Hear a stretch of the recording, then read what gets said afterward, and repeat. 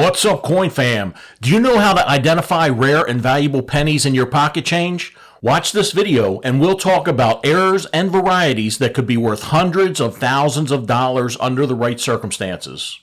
Have you ever heard of the close AM or wide AM penny? If you haven't, you want to pay very close attention to the first Lincoln cent. There are wide and close AM varieties that vary by year. Click on the video at the end of this video to learn more. This variety can still be found in circulation to this day. This is a 1992 close AM. In 1993, a change was made to the reverse design of the penny. This new design had the A and the M in America spaced very close to each other. Somehow, the 1993 reverse dies were used for at least some 1992 cents, and what's best of all, this rare variety is still being found in circulation. There have been about 20 of these varieties found so far from both the Philadelphia and Denver mints. Take a look at how close the A and the M are compared to the wide AM.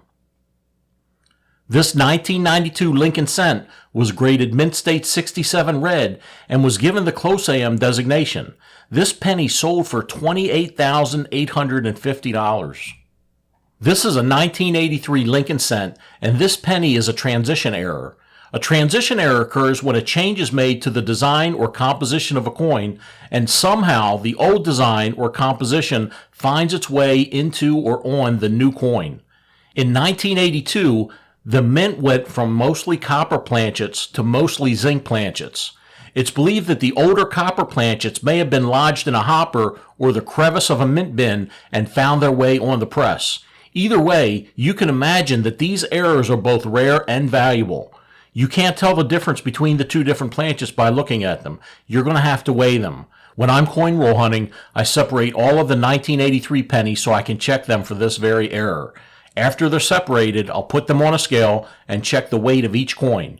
Your 1983 penny should weigh about 2.5 grams, give or take a couple hundredths of a gram.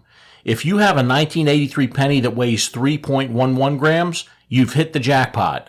This 1983 Lincoln cent weighed in at 3.1 grams and was graded Mint State 62 red-brown. It sold at heritage auctions for over $23,000. Most collectors are well aware of the 1955 double die penny. This is one of the most popular error coins in existence. In fact, it's been featured in at least two movies, the 1989 movie UHF and the 2010 Stephen King novel A Good Marriage that was made into a movie. My dad used to look for this penny error when he was a kid. The doubling on this Lincoln cent can be seen easily with the naked eye. This beautiful 1955 double die penny was graded Mint State 65 red on a scale from 1 to 70, and it sold at auction for almost $50,000. This 1913 San Francisco minted penny sold at auction for over $63,000. Here's why. One of the main factors that determines the price of collectibles is rarity. This is the same with any collectible. Sometimes the whole production of coins for a particular year is considered rare because of low mintage or low remaining population. These are called key dates and semi-key dates, depending on the rarity. The 1913 S is considered a semi-key date. Finding a penny from this year and in mint state condition is very rare. This particular 1913 San Francisco minted penny graded Mint State 66 red. Because of the combination of the low population and high grade, this penny sold for $63,250. Most coins, including pennies, were minted at both the Philadelphia and Denver mints. The Denver minted coins have a D mint mark, and the Philadelphia coins have a P mint mark, or no mint mark at all, depending on the year the coin was minted.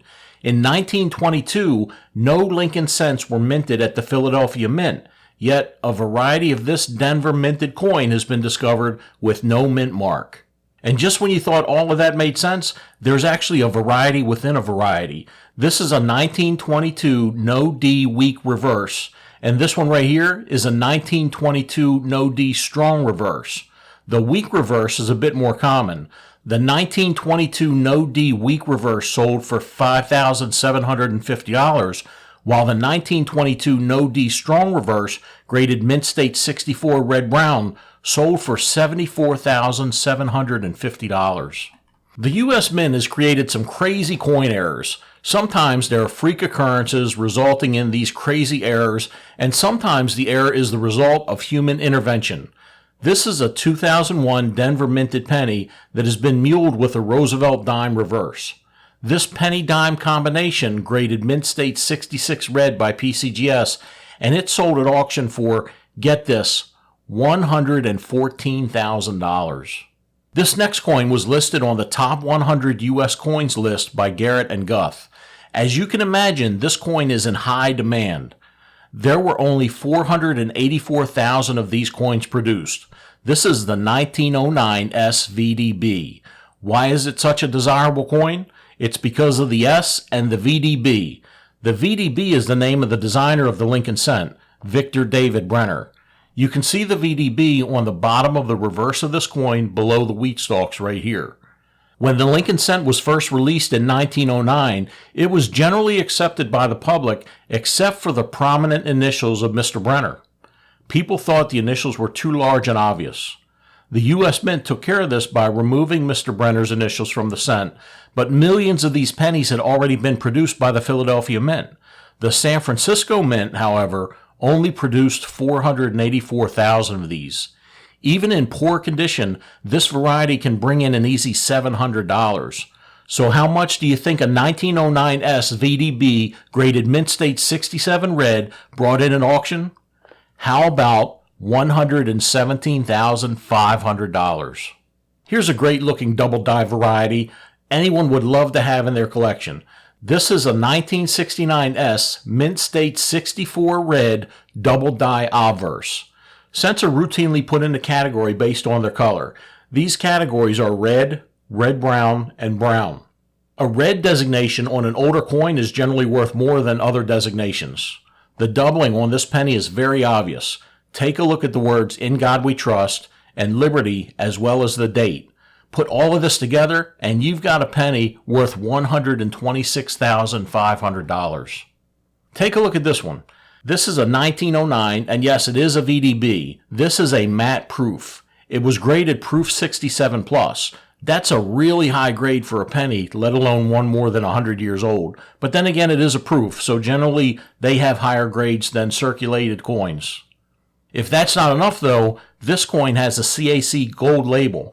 This label means that the Certified Acceptance Corporation believes this coin is on the high end of its grade. Put all of these factors together and add the fact that the known population for this coin at this grade is a 1, and you've got a coin that sold at auction for $258,000. Just when you thought a penny couldn't be more valuable, take a look at this 1944 San Francisco minted zinc-plated steel planchet penny. That was a mouthful. Pennies in 1943 were made of steel instead of copper, so the copper could be used for war efforts. In 1944, copper planchets were used once again, but not for this coin. This coin is one of only 2 known. It graded Mint State 66, and it's the only known uncirculated example. That's why this penny sold for $373,750 at auction. What could be worth more than a Mint State 66 1944 steel penny? How about a Mint State 63 1943 copper penny? Copper 1943 pennies are extremely rare. There are only about a dozen of them known to exist. This penny was graded Mint State 64 brown. Pennies in 1943 were minted on zinc-plated steel planchets in order to conserve copper for the war. If you happen to come across one of these, it's more likely that it's been counterfeited rather than it being the real thing, so make sure you have it authenticated. This rare penny sold at auction for $840,000. If you want to learn more about the close AM and wide AM pennies that can still be found in circulation to this day, click on that video to the left. Thanks for watching.